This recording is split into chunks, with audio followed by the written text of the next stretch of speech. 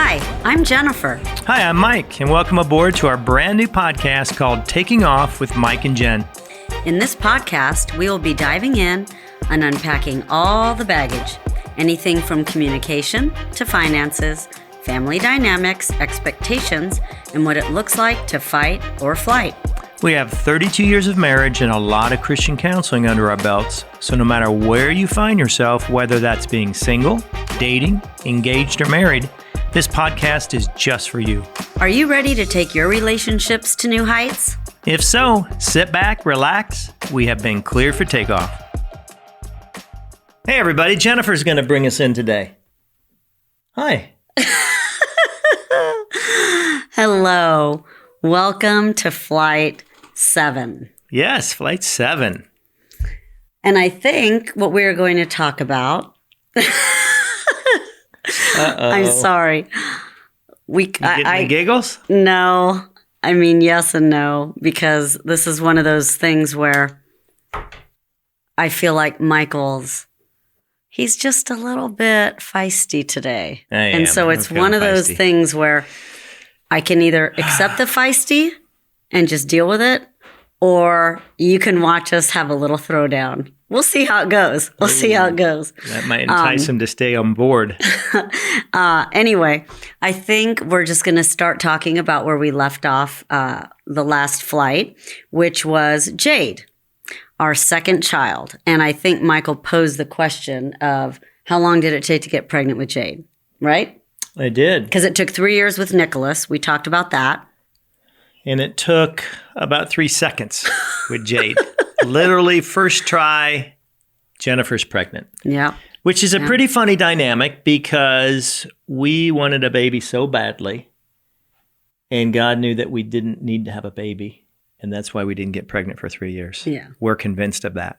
That is absolutely 100% what we believe. Because when it was time to have baby 2, I said, we better get trying. This might take 3 years. Correct. And wham, she got pregnant. So hence, we have babies that are 17 months apart, which has been an absolute blast in our lives, having them that close. But it's challenging. We'll talk about that in a little bit and the challenge of having a second child come into the family.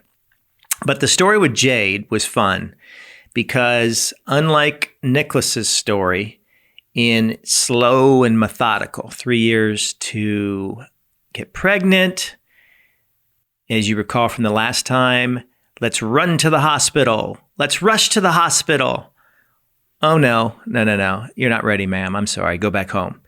All right, we'll go back home. And then the next day, 15 hours later, hurry. This baby's coming. It's icy out, as you recall from the last podcast, flight. And guess what? Let's hurry to the hospital. Let's hurry. And I'm not wanting to drive fast on the icy roads. And we get to the hospital, and guess what? It took 13 hours to have Nicholas. So now let's fast forward to Jade.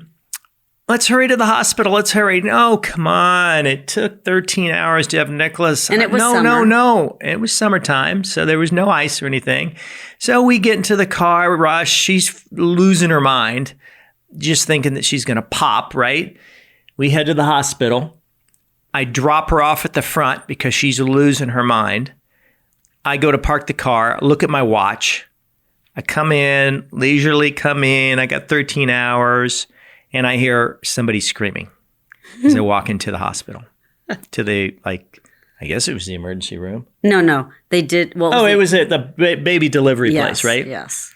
So I walk in, I hear someone screaming. I don't even have to say, where is she? She's back there. I go into this room and it literally is like this closet. I mean, it's not this big delivery room type thing. It's like a storage room that, the overflow babies. Overflow equipment. It really was.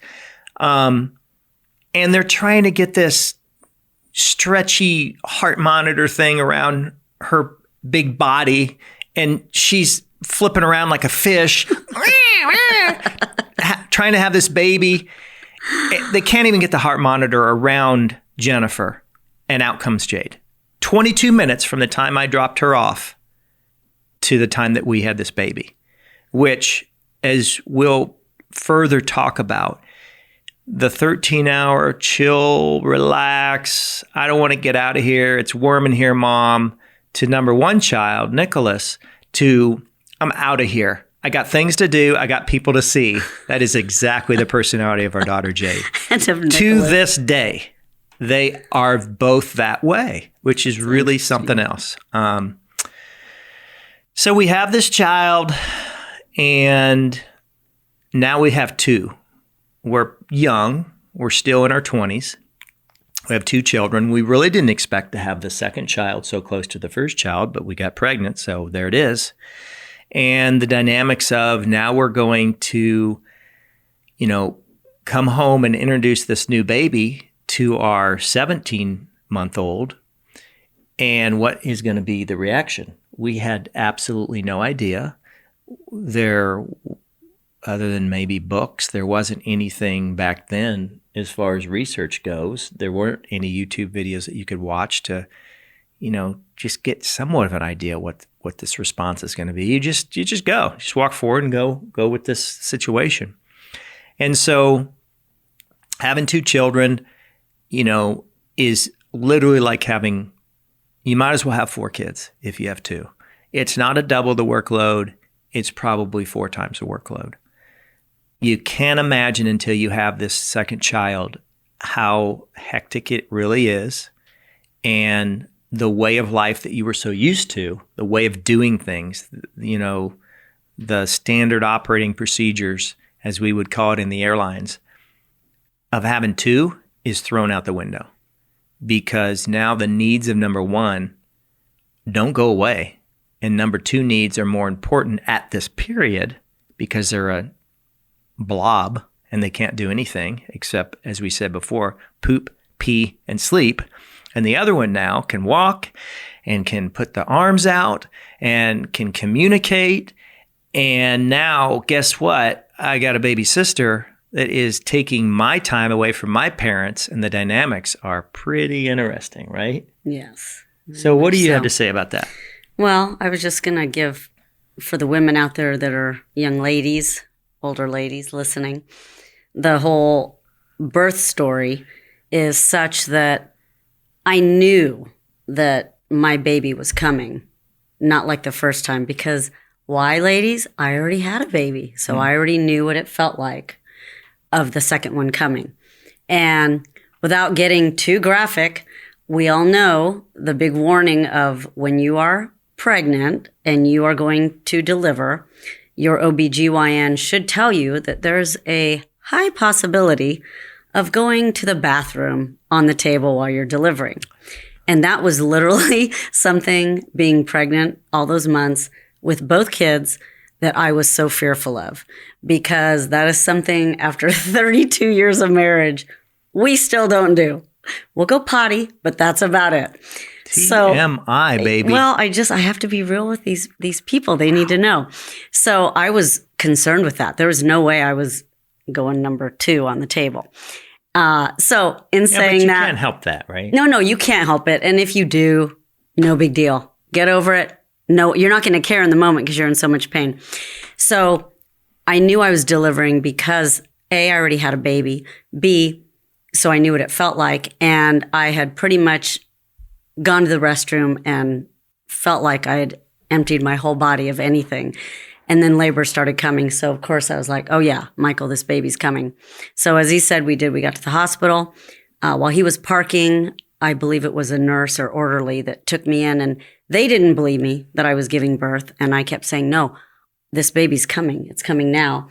And they didn't believe me. And finally, one smart nurse said, is this your first child? And when I said, no, it's my second, they immediately went into this crazy stat mode, as they call it.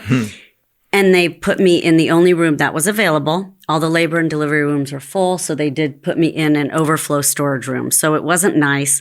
It was just a bunch of extra beds and equipment everywhere. And there I was. So I had no time. I didn't receive an aspirin, an epidural, nada.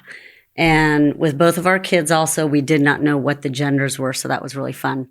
Yeah, that was super fun. We're big surprise people, so we didn't want to know. So I just remember, of course, being in pain, screaming. and they didn't want me to push. And you can't help it. When you're a mother and there's that sensation, you push. So I didn't care what they were saying, I was pushing. And Michael wasn't even in the room yet, but then he finally burst in and literally, I don't even think the video I think camera I was in the set room up. for A couple minutes. yeah. And she came out, and that's when they said, "Oh, do you want to know what it is, girl?" And she was 10 days early. Also, she was 10 days early. And so, yeah, it was pretty crazy. It was wild. It was fun because I didn't have epidurals or have time for any of that. Like the first one, I mean, I felt good after a couple hours, ready to go. Yeah, home. I was like, well, can you make me dinner? I really No, did. I really wasn't you that really way. didn't, but you kind of feel so much better. So eventually we go home. I don't even think we spent the night. I feel like they didn't let you spend the night back then if you felt good. So yeah, to kind of go on the back end of what Michael was saying. So we had no idea what to expect bringing home a second child, not knowing what the first child would be like or react. And during this time of pregnancy, we would tell Nicholas, "Oh, there's a baby in here. You're going to have a brother or sister." You know, we were very open with talking to him about what was to come, but had no idea what to expect. And so, we get home, and of course, he wants me to hold him right away. I can't. Yeah, that was And tough. that's it was sad. It is a little bit sad. But it's one of those things where you for us, we learned as we went, trial and error. Of course, we made some errors, I'm sure.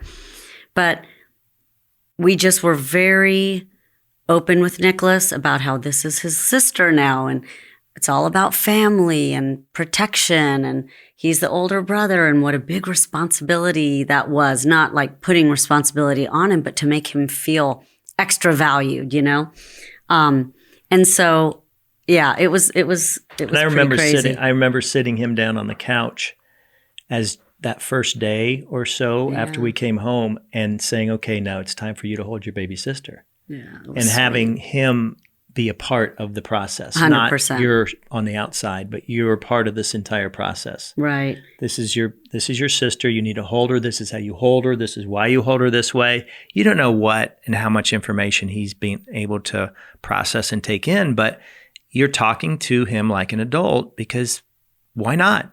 Why not Right. tell him this is how you hold him? This is where you need to be careful. This is what, is important right now. And you're big and you're strong and she isn't. And so that's why we have to take care of her and spend this time with her and so forth, so on. And you're feeding your older child this information because this is the truth. This is exactly what the situation is, but you're bringing them into your world instead of just treating them like a little baby. Right. Like they are. You still have to Give him some sort of empowerment. absolutely. You have to give them empowerment. Uh-huh. And we weren't, just for us, we weren't big on baby talk. We didn't do a lot of baby talk with our kids. I think I got advice from a good friend of mine that told me just talk to them. Even though they're toddlers, they're little, they are very smart and they understand. So we didn't do a lot of that. I mean, not the icky, we just didn't do that. But, we explained a lot. We did a lot of explaining. So it went pretty well early on, I would say, as far as like he didn't act out or anything towards her. And he seemed to love her and understood that she was fragile and tender. And of course, we have pictures of him kissing her and loving on her. But it didn't take very long, I'd say, within the first couple of days, where he would start to show some jealousy. Oh, yeah. That was natural. Yeah. I mean, you have to remember, this world has been 100% of Nicholas. his time has been my mom and dad are at my beckoning call 100% of the time. And now somebody's coming in and taking that time away. My needs, the way I see them, are not being met. Mm-hmm. And this new person, although she's my sister and I love her, the understanding isn't going to be the same in a child's mind to that mom and dad has to do this. All they know is things are being taken away from me. And that is going to be very frustrating to a child as time is being taken away from me. I want to be held, and they're not holding me because they're attending to this new baby. And it's just that inside, I am not getting what I want. We have our selfishness from Selfishness birth. is going to come out right off the bat. Exactly. And so parents, as new parents, you have to understand this is what your number one child is going through. Is they love number two, but they're not going to understand in the same way that an adult is going to understand. And so that's why you talk them through. I have to pick up Jade right now because she can't walk by herself like you can. She can't feed herself like you can. Right. And all the things you're telling them the truth. You're telling them just like an adult, but explaining to them, this is why we can't do it the way you want it to be done, because she can't do it herself. She's just a blob. She's just a blob. Absolutely. And speaking of blobs.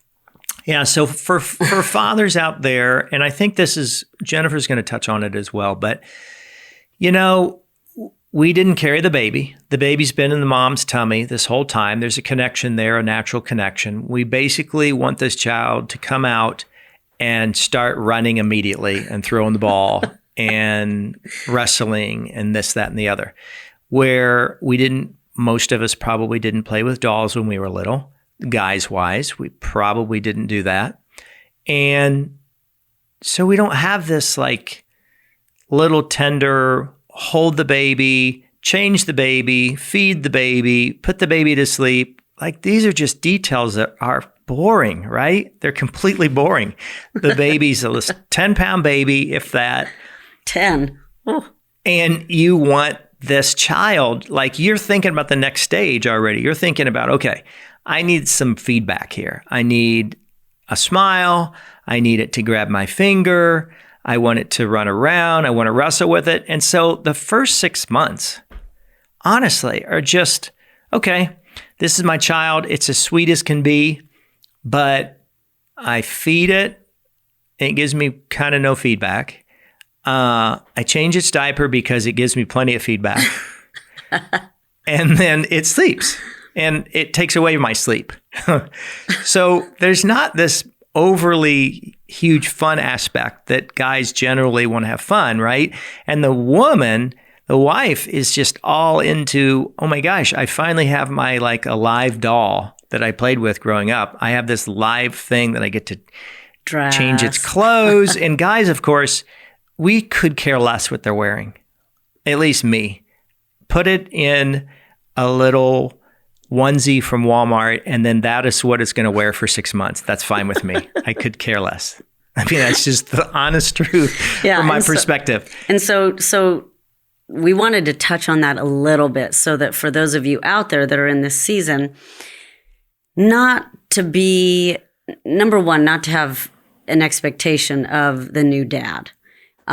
He is going to react differently towards this baby than you will. Not any less love, not at all. Any of that. But what Michael is saying is true. And the sooner that you sort of come to terms with that,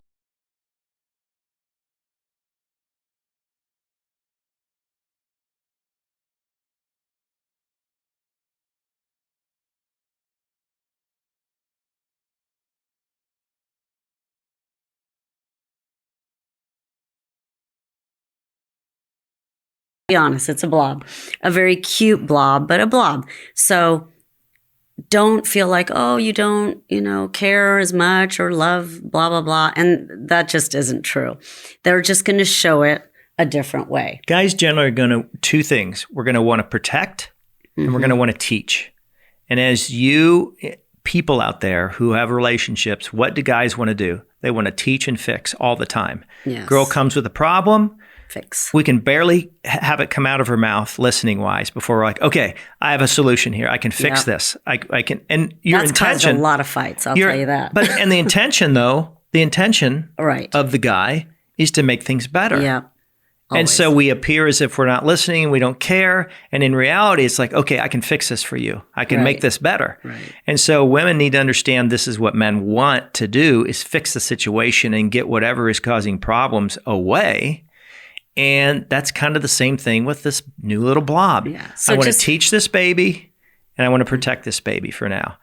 as far as all the little details of clothes and baths and food and sleeping, it's okay. It's all good. It'll sleep when it sleeps. It'll eat what it eats. Right? I mean, that's kind of the attitude that. Yeah. But don't take what he's saying, because he's being very logical and factual about it right now, because our kids are 26 and 27. But back then, he was tender, he was caring, he was sweet, he was loving, but it was different. The interaction with the children was far different until they started sort of kind of giving him something back. And then it turned more like, okay, he's got some little play toys to play with, Absolutely. So we just wanted to touch on that just a hair, just to hopefully help you understand just the dynamics, again, of difference of men and women and, dads and moms, and especially in the beginning and then as times go on. But it comes off as a not caring. It can, and that's why we're saying it, because don't mistake that. Right. It is not caring at all. But we want to go back to a little bit of like the jealousy. So jealousy started creeping in with Nicholas to Jade. And anytime we saw it happening, we would again talk to him and explain to him reasons why he felt how he felt, probably, and try to get him to understand why he felt that way. Again, he was a toddler, so he was barely speaking himself at this stage. But, just really try and help him to understand the reasonings of why she had to take up so much of his time. And, sometimes we would have to also encourage him to, hey, why don't you go and sit over to your sister and read? Now, he couldn't read, but he'd open a book upside down and pretend he was reading. And, things like that. Oh, go get the baby brush and brush her hair. We would try to include and involve him as much as possible. Right. So that he felt that he was now protecting her and he was sort of part of raising her as well. Exactly. And I think, like I said, it's not perfect, but I think it worked. I think we did a decent job of that when he was little. There'd be a couple times, of course, we'll get into later, just as toddlers, where they'd go at it like all kids do. But I think our point of this whole thing is to try to say, if you can talk to your kids that you already have and try to really be as a team and parent and explain to those kids, jealousy will still be there, but hopefully it'll be kept at bay and there won't be some lashing out. As Michael will be explaining in a second, a little bit of his story with that. So too many times that I will watch parents make this mistake, they will basically say, do this because I said so. And there's no explanation to why. And that is I think, a fatal mistake. Agree. Yes, you need your child to obey you. You need your child to do the thing that you need them to do. Respect authority. There shouldn't be a question about that. But follow it up with, this is the reason why I'm asking you to sit there. This is the reason why I'm asking you to put that down. This is the reason why she's eating first. This is the reason. And you give them the reason. It takes a little bit more effort to explain to your kids why. But when you explain why, you're teaching them. This is critical type thinking. You're teaching them, oh, okay, I get this. And you may not get any feedback from an 18-month-old that you're telling. These are the reasons why. But believe me, you are developing their brain, developing their reasoning, and it works. It absolutely works 100%, as opposed to the opposite. And you can talk to practically any kid out there that says, I just was told to do this. This is the reason why. This isn't the reason why. Just sit there, do this, do that. No. Well, what is the reason for no?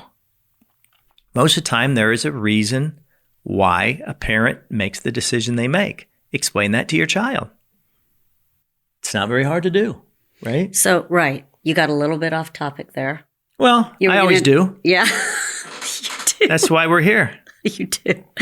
So talk a little bit about how you felt your parents did not foster jealousy, possibly growing up, and how that affected you and your relationship with your sibling. And moving forward? Okay, so let's talk about, first of all, I think the caveat in talking about anything is your parents do the best that they know how to do. They can be awful parents. Some of you have had awful parents out there, but guess what? They actually were doing what they knew how to do. Now, there might be some offshoots of just bad parents out there, and they know they're doing wrong and they're just being bad parents. But I'm talking about the mass majority of parents is they are doing what they think is right. And it may be completely wrong, but guess what? It's probably what they saw growing up themselves, and they're continuing the cycle of incorrect parenting. And so when Jennifer tells her story about how she grew up, or I tell my story about how I grew up, I'm not going to say, well, I don't want to really throw my parents under the bus. And it kind of sounds like I might be throwing my parents under the bus, but the reality is they weren't equipped to do the right thing. They didn't know that they should have done it this way or that way. For one, they didn't have the resources. For two, they were raised completely different. We have a much more open type of dialogue between parents and kids and even families. We're more of an open book society now, and our parents weren't raised that way at all. So they were absolutely, you do this, no questions asked. And then if they repeat that with their kids, what's it going to be like, obviously? So I was the accident child in my family. So I was 6 years behind my middle sister. So there were three in my family. I was the baby. I came along 6 years later, total surprise. Guess what? My sister felt like, who's this little monster that's come into the household? Why do they get all the attention? I've been basically the number one now for 6 years, and now this kid comes in. I don't like this. I don't like that I'm not the one that's being taken care of, and so forth, so on. Did my parents do a great job in explaining that? No, not at all. And so what happens? You get this dynamic of tension between my sister and I that if it isn't taken care of by parenting, proper parenting, knowing what to do and how to deal with the reaction of the kid and what this really means, if there isn't that explanation that we talked about before, then you're going to have this tension and you're going to have this, Well, you're building, it's like a wall. You're Jealousy. building a wall of jealousy. Exactly.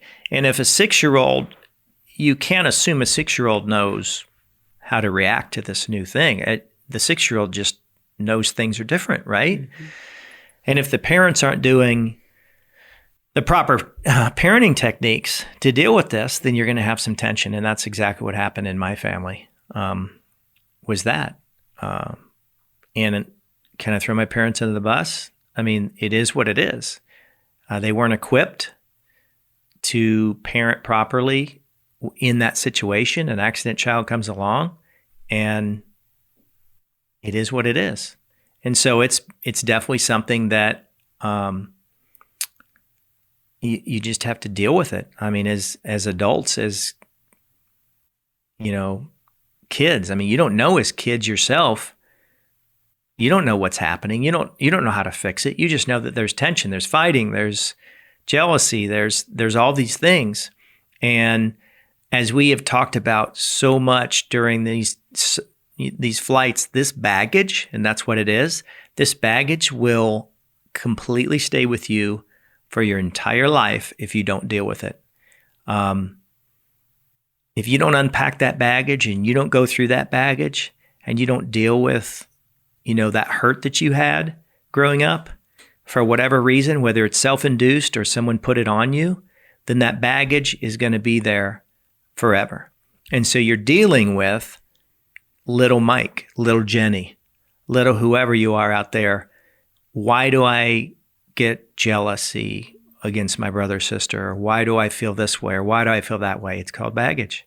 It is.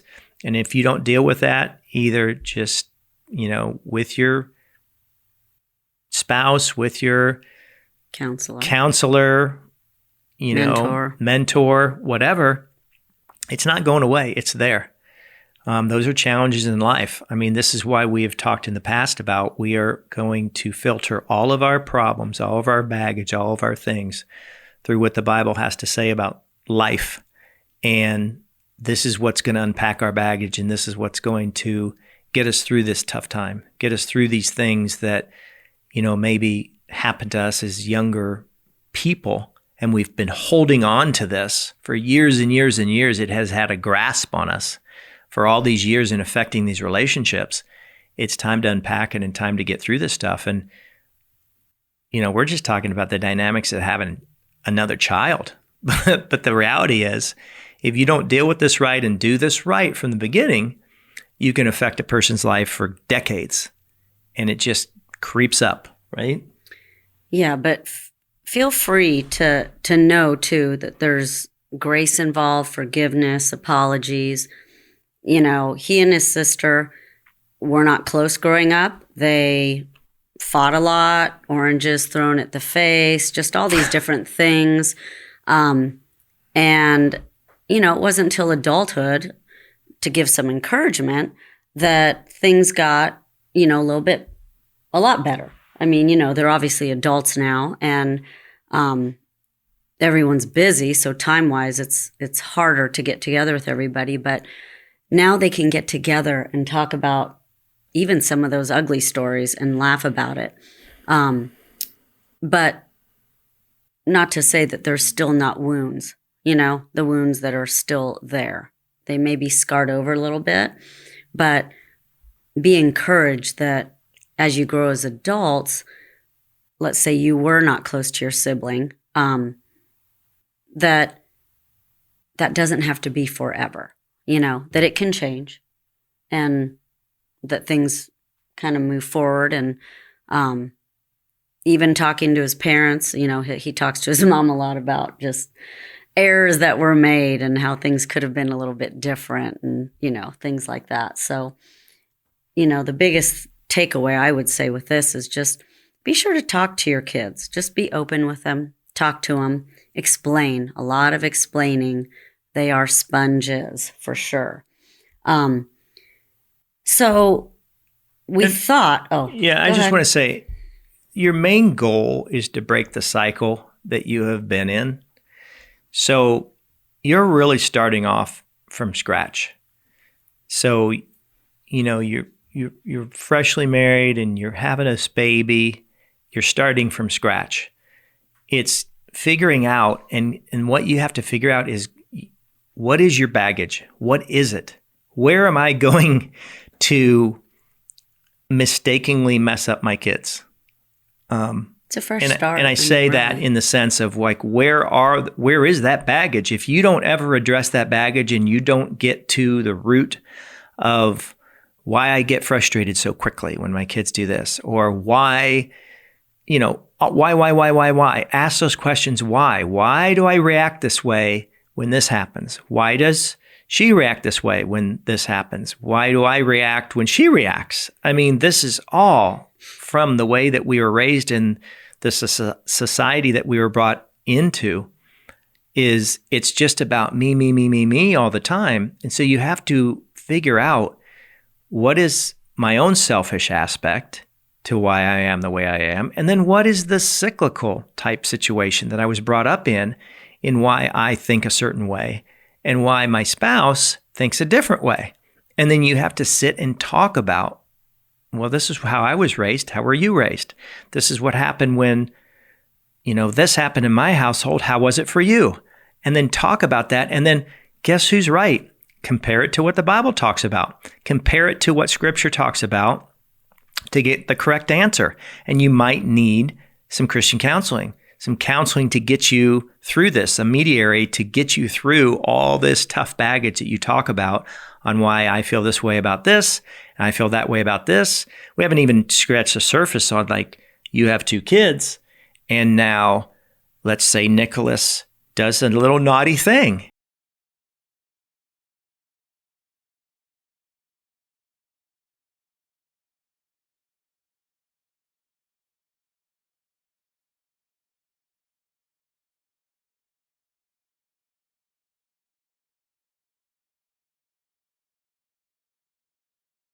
it goes from disciplining the kid to now Jennifer and I are fighting because we don't agree on how to discipline the kid. So these are the things that you definitely have to get through, and having a second child is going to be part of that. But let's move on. And you may not know it until it comes to you. You may not, sure. like he's talking like we know all our baggage. You don't always know all your baggage until you're presented with something and then you're like, oh, that rubbed me. And then you go from there. But the bottom line is we want to try to not repeat the same cycles with our kids. Let them have a better fresh start, and hopefully be better humans and adults, for it, If you can identify when your button's been pushed, what makes you kind of feel crazy, honestly, and write that down. Say, okay, so we had an argument today. Let's write down what happened. That is the opportunity to then dig a little deeper to your hurts and exactly, pains. And then start figuring out what do we need to unwind here? What is going on? Oh, because I will tell you, this is true too. Your kids you think your spouse is a button pusher sometimes?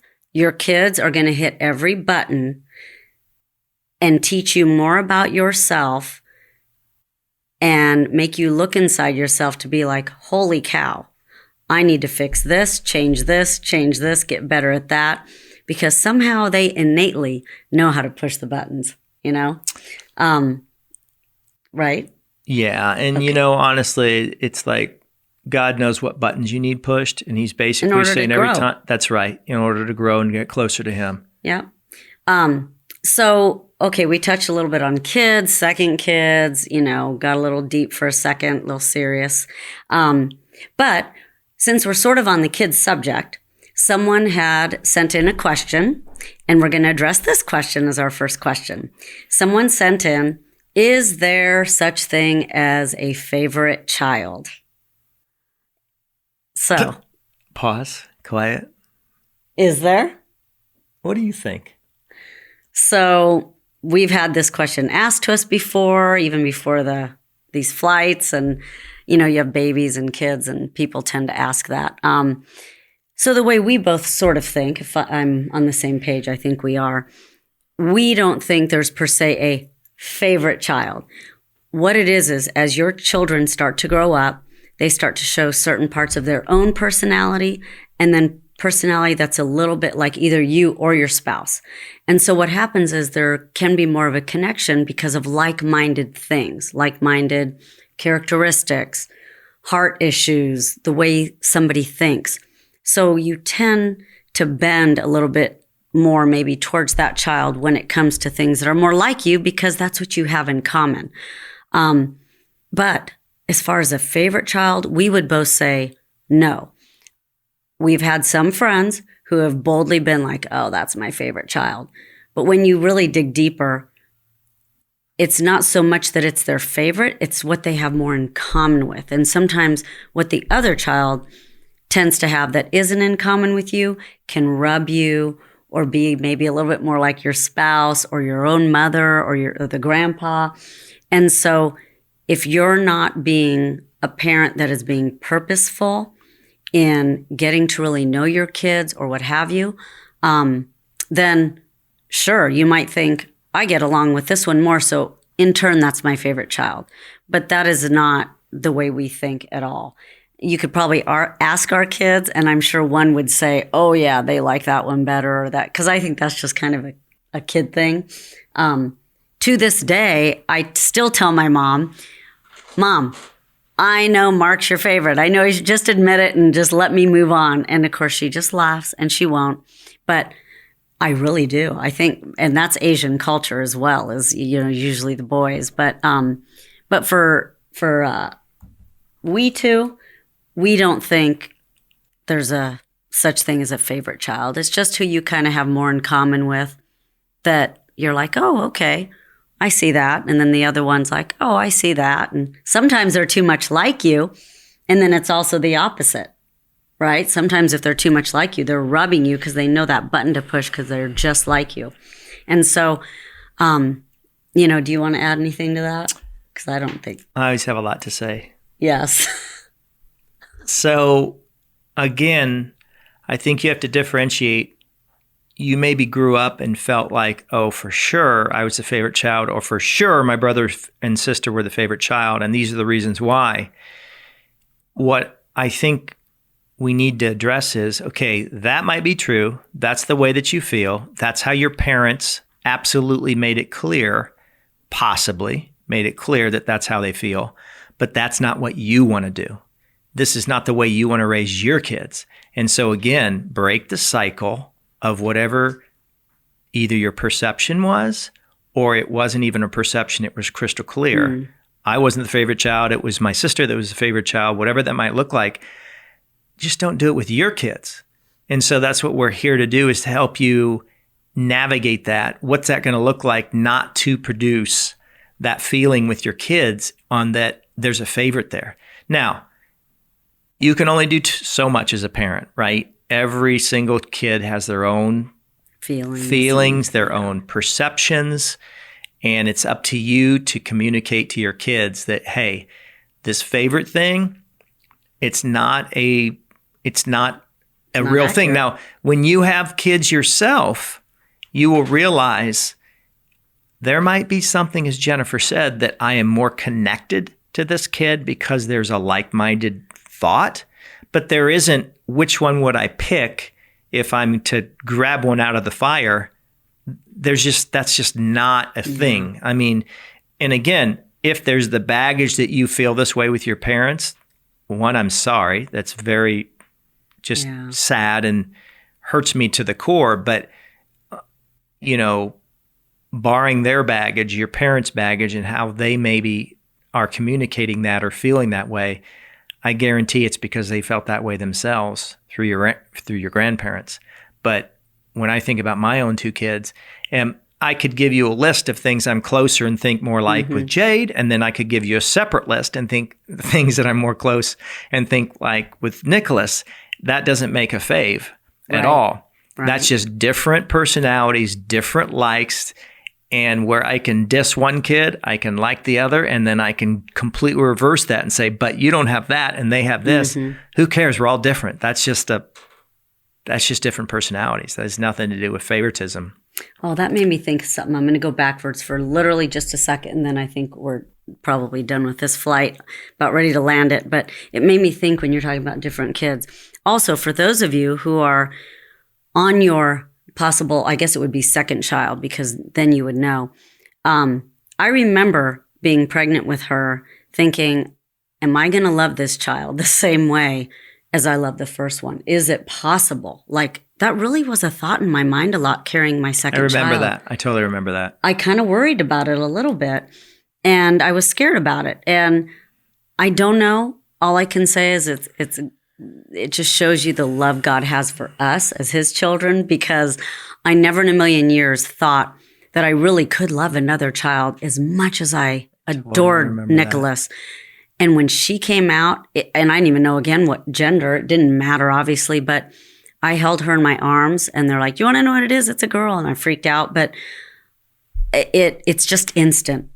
God has created our hearts so much bigger than we can imagine, that I don't care if you have one kid or 10, you do love them all so much. Oh, yeah. And so as a mom going maybe on your second, don't let that be a concern, because it really was. And, it was for you for sure. It really was. I was nervous. Yeah. I'm like, oh no. And no, I loved her as if she were my first. So just keep that in mind too, and don't let that be a worry. Enjoy your pregnancies. Enjoy eating what you can eat. Avoid the smells that you're going to smell because you're like a basset hound, and just have fun with it. And don't have a lot of expectations. Don't have a lot of expectations when that baby is born, or I should say in delivery.